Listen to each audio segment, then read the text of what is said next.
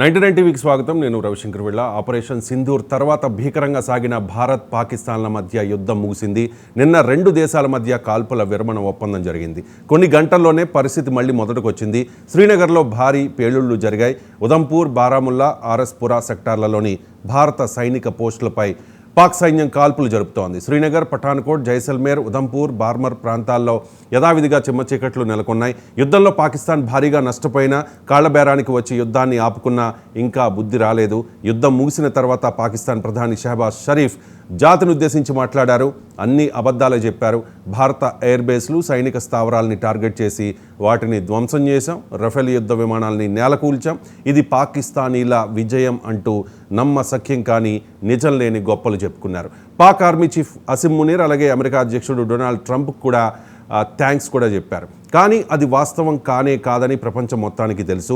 కాల్పుల విరమణకు ఇరు దేశాలు ఓకే చెప్పినప్పటికీ ఇప్పటికీ పాకిస్తాన్ తన వక్ర బుద్ధిని మార్చుకోలేదు. యథేచ్ఛగా భారత భూభాగంపై, పౌరులపై పాక్ సైన్యం బుల్లెట్ల వర్షం కురిపిస్తోంది. ఈ నేపథ్యంలో కాల్పుల విరమణ ఒప్పందం అమల్లో ఉన్నట్టా లేనట్టా, పాక్ దిగొచ్చిందా, పాకిస్తాన్ చేస్తోన్న ఈ నమ్మక ద్రోహంపై భారత్ రియాక్షన్ ఎలా ఉండబోతోంది అనే విషయాలపై డీటెయిల్డ్గా ఈ డిబేట్లో డిస్కస్ చేద్దాం. మనతో ఉన్నారు జియో పొలిటికల్ అనలిస్ట్ ఎంజీ రావు గారు. ఎంజీ రావు గారు నమస్కారం. భారత్ పాక్ల మధ్య యుద్ధం ఎక్కువ కాలం జరగదు అని చెప్పి మీరు మొదటి నుంచి చెబుతూనే ఉన్నారు. సో ఎందుకు యుద్ధం ఆగింది అంటే ఏం చెప్తారు? 21st సెంచరీస్ యుద్ధాలన్నీ స్విఫ్ట్ అండ్ షార్ట్ టర్మ్ యుద్ధాలు అంటారన్నమాట. అంటే 21st సెంచరీలో జరిగే యుద్ధాలన్నీ చాలా టెక్నాలజికల్, సాంకేతిక పరిజ్ఞానంతో కూడిన యుద్ధాలు. ఇది ఒక్కప్పుడులాగా సుదీర్ఘ కాలం సాగదండి. కానీ 21st సెంచరీలో అక్కడ మన హమాస్ ఇజ్రాయెల్ వారు జరుగుతుంది, రష్యా ఉక్రెయిన్ వారు జరుగుతుంది. అవి యాక్చువల్గా 21st యుద్ధాలు కాదు, అవి ఒక పగలు కార్పణ్యాలతో జరుగుతుంది. కానీ భారతదేశ యుద్ధ తంత్రం ఇప్పుడు ఎలా ఉందంటే చాలా స్విఫ్ట్, చాలా వేగవంతమైనది, చాలా షార్ట్ టర్మ్. కానీ కొన్ని గంటల్లోనే, కొన్ని రోజుల్లోనే ముగించే యుద్ధం భారతదేశం 21st సెంచరీలో చేసిందండి. ఇక్కడ నేను ఎందుకు మొట్టమొదటి నుండి ఈ యుద్ధం ఎక్కువ కాలం కొనసాగుదు అని చెప్తున్నాను అంటే, ఇక్కడ పాకిస్తాన్, ఇండియా అనేవి అణ్వాయుధ దేశాలు. ఏమాత్రం కొంచెం తేడా వచ్చిన ఈ కక్షలు కార్పణ్యాల్లో అది అణుయుద్ధానికి దారితీస్తే ప్రపంచం అంతం డూమ్స్డే వస్తుంది.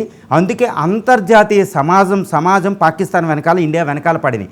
ఆ వెనకాల పడినప్పుడు వాటిని ఇగ్నోర్ చేసి మనం ఉండం. అంతర్జాతీయ సమాజంలో భారత, పాకిస్తాన్ అనేవి ఒక భాగం. ముఖ్యంగా భారతదేశం ఇది ఒక సూపర్ పవర్ అవ్వాలనుకుంటుంది. కాబట్టి అందరి మాట వింటుంది, అందరికీ అనుకూలంగా, సూత్రాలకు అనుకూలంగా, ధర్మసూత్రాలకు అనుకూలంగా ప్రవర్తిస్తుంది. కాబట్టి యుద్ధం ఎక్కువ కాలం కొనసాగదు అని నేను ముందే చెప్పగలిగాను. యాక్చువల్గా నేను ఉదయం కూడా నేను ఒక డిబేట్లో నేను చెప్పానండి, ఈ యుద్ధం వెనకాల అమెరికా అనేది చాలా తీవ్రంగా పాకిస్తాన్ అణిచేస్తుంది అవసరమైతే. అదేవిధంగా భారతదేశం తను ఎక్కువ ఒకటే చేసిందండి. భారతదేశం మనకి ఇంకా రిపోర్ట్లు ఇప్పుడు నుంచి మీకు బయటపడితే చాలా రెవల్యూషన్స్ ఉంటాయి. మీరు భారతీయులకి గూస్ బంప్స్ ఇచ్చే కొన్ని విషయాలు బయటకు వస్తే చూడండి.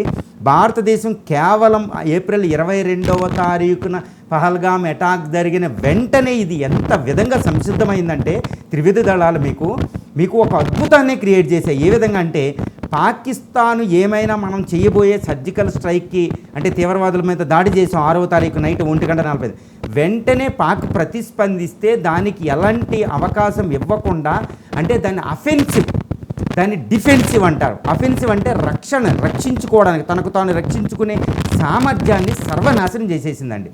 2, భారతదేశపై ఎదురుదాడి, అఫెన్సివ్ అటాక్ చేయడానికి కావాల్సిన సామర్థ్యాన్ని తుత్తునియలు చేసేసామండి. అంటే ఇప్పుడు INS విక్రాంత్ ద్వారా కరాచీ ఎయిర్పోర్ట్ని, అంటే నేవీని సర్వనాశనం చేసి పెట్టేసాం. అంటే దాన్ని ఎఫెన్సివ్ అటాక్ చేయలేదు, తను రక్షించుకోలేదు.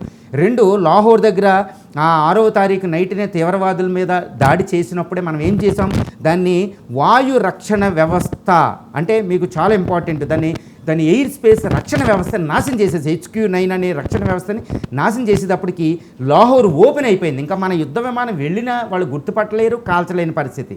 సో ఈ విధంగా పాకిస్తాన్ యొక్క బలహీనతని సర్వనాశనం చేసి, ఎక్స్పోజ్ చేసేసి ఇంకా మనం యుద్ధం చేయలేమనే పరిస్థితికి మనం తీసుకొచ్చాం. ఈ రిపోర్ట్ల ఆధారంగా ఈ యుద్ధం కొనసాగదని నేను చెప్పగలిగాను మీకు.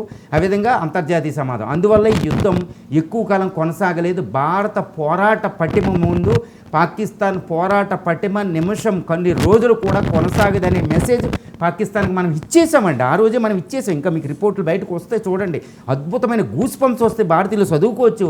ఒక వారం రోజుల పాటు మీరు చదువుకోవడానికి కూడా ఉంటాయి. చూడండి యుద్ధ రీతి, అజిత్ దోవాలు, మోడీ, అసలు రాజ్నాథ్ సింగ్, భారత చూడండి మీకు ఖురేషి గారు, వ్యోమా సింగ్, ఏ యుద్ధ పట్టిమని మీరు చూస్తారు చూడండి ఎలా ఉంటుందో. అందుకని యుద్ధం కొనసాగదని నేను చెప్పగలిగాను మీకు.